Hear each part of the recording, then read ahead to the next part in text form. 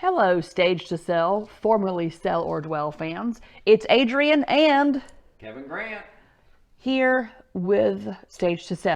And we all know you're at home, you've got the quarantine going, you're sheltering in place, but don't be stagnant in place. Look for something to do. Look for household projects. If you're thinking about getting your house on the market or you're just ready to do some spring cleaning, we have some tips. Each week we're doing 2 or 3 tips for a total of 10 tips. That is a mouthful, say that 10 times fast. That'll be coming out in April. So our first tip was earlier this week, and this was a tip about what, Kevin?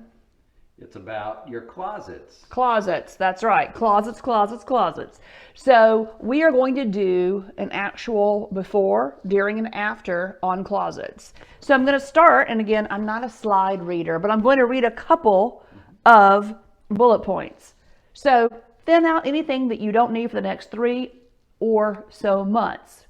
If you're going to sell your house, you want to maximize the amount of closet space that you can see. So you don't want to have every single thing you own. If you're listing your house in Florida in May, you don't need to have your winter coats in that closet, for example. So thin it out. If you aren't going to touch it, you're not going to wear it, either donate it, put it in a box. And I know you hear the word what all the time? Clutter. Stop that word. Banish that word. Instead, we're going to put it in a positive, which is when you're selling your house, instead of decluttering, we're going to call it pre-packing. So we're going to pre-pack. So thin out anything you don't need. That's one of the bullet points. Organize by color, type, sleeve length. Use the same style color of hangers, which I know you think, come on, that's pretty neurotic.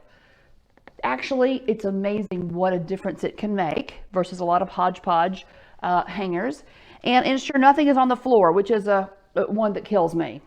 And then when you are staging your house to sell, okay, so you're getting it ready to put on the market, it's not necessarily exactly the way you live in it. So if you have a very cluttered closet normally, during the sales process, particularly for the master bedroom, really consider organizing it, decluttering it, or pre-packing it. So we're going to actually do a quick before. And my closet is in pretty good shape. And yes, this is my real closet, no judging. But we're going to have a before. We're going to have a working session for during, and then we'll show you the final product. No, we're not moving, but I do want to show you again before, during, and after. So this is before. Come on in. One of the rules I am doing is I generally have the same, at least color and style of hanger for the most part. So white, okay, you can't go wrong with that, a neutral color. Whether it's all white, all black, all blue, whatever the color is that you like, fine, stick with it, makes it uniform.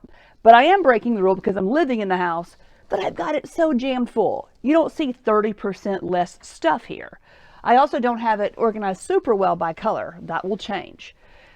Another tip is a section of the same types of hangers. If you use, I call these clippy hangers. I know that's not the name of them, but they're really called skirt hangers. But if you use these for things like not just skirts, but for pants, shorts, skirts, those sorts of things, they actually take up less space. So I can have twice as many, for example, capri pants, jeans, slacks here than if I had taken this same item. Hang on a minute here.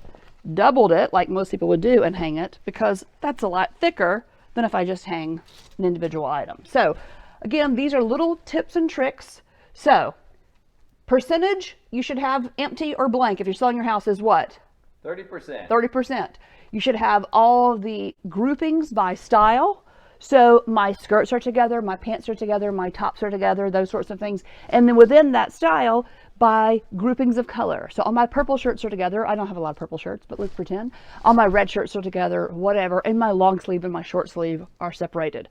Not only is it great for selling, but it's also great for dwelling if you're staying in your house, to keep it really clutter free so you can go in and find what you're looking for. So this is the before video. Later this afternoon, Kevin will come back and I will take this bed, say hi to the puppies. Hi, puppies. They're in their normal position. There's our puppies. And we're going to turn this bed into our workspace. And I'm going to go through the clothes using this as my workspace for the during video. And then we'll have dun dun dun the final video. So we'll see you back soon.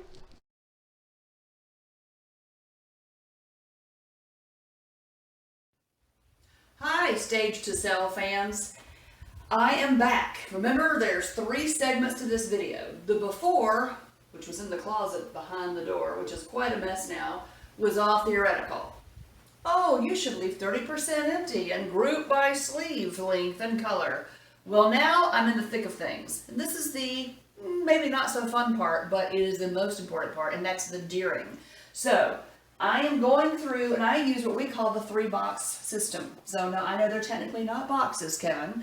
They are closed laundry baskets, but they serve the purpose. So donate, keep, and trash. So donate is self-explanatory. That means if I get to an item of clothing and I hold that item of clothing and I need to make a split decision, right? And you shouldn't be lingering and, oh, maybe I'll lose weight and maybe it'll be back in style. No. If you touch a piece of clothing and I haven't worn it in a year, then it goes into the donate stack.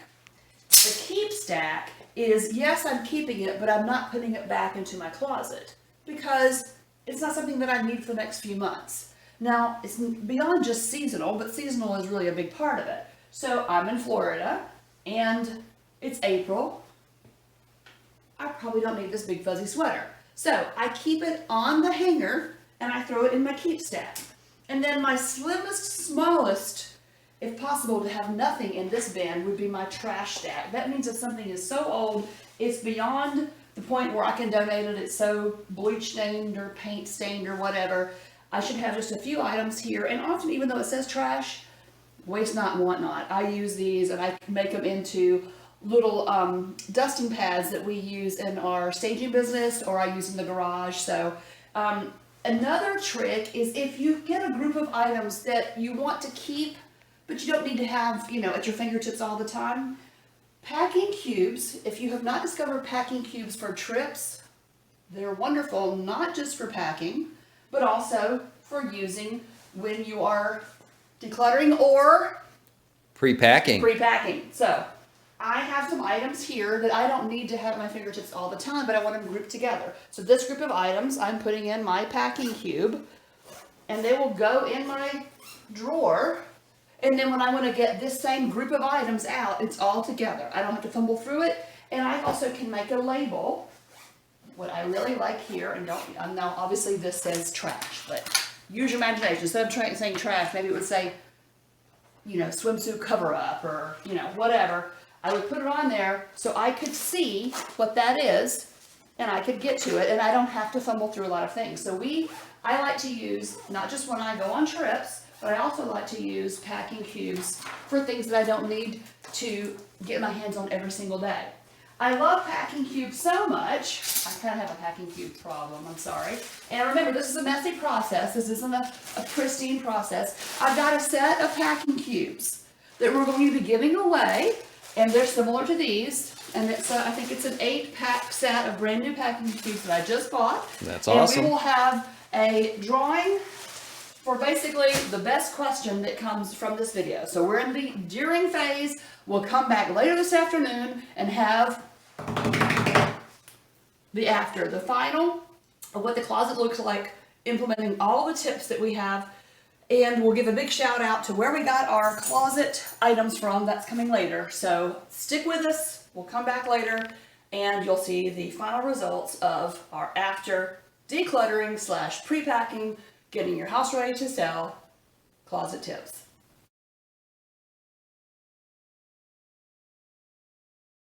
Hi, and hello, Stage to Sell friends. We're done. I probably am a little mussed up, but come on in. This is a little cozy walk-in closet, but this is the after. Now, I still live here, right? Even if I'm selling my house, I still need to have a functional closet. And my glasses always go on my head because that's where they belong. But if you'll remember before, I couldn't even move items. Now I've got some space, around 30%.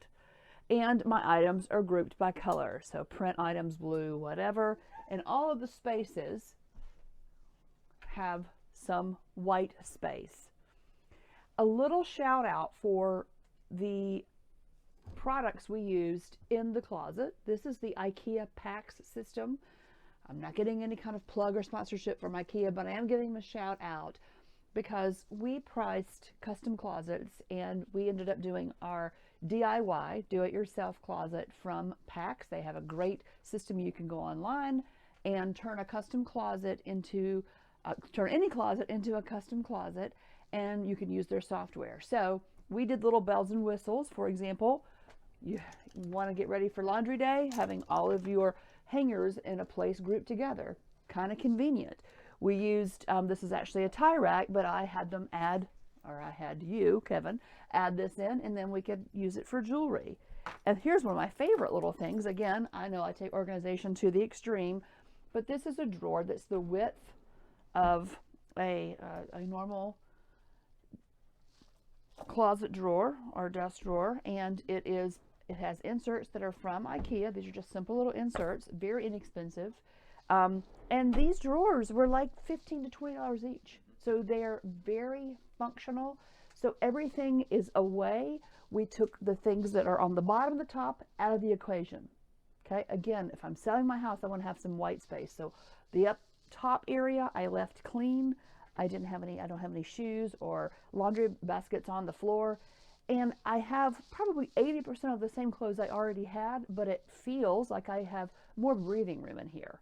So again, our closet tips: 30% less stuff than you normally would have. Try to group by color, minimize or remove the items that are on the floor and up top. And if you are looking to list your house, this is just one of the many tips that we can share with you to get your house ready. We like to get it staged to sell. Thanks for listening, and we'll see you next time.